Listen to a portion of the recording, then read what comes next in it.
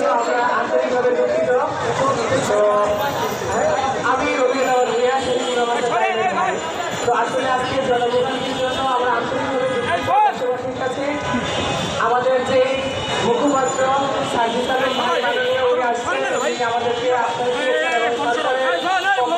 আমাদের যে পক্ষের তিনজন ভাই আছেন ওনারা আজকে আমাদের প্রতিনিধিদের সাথে বসবেন। ইভেন আগামীকালকে সার্জিস ভাই, হাসনাত ভাই আমাদের দুই পরিবারের প্রতিনিধি পক্ষের সাথে বসবেন।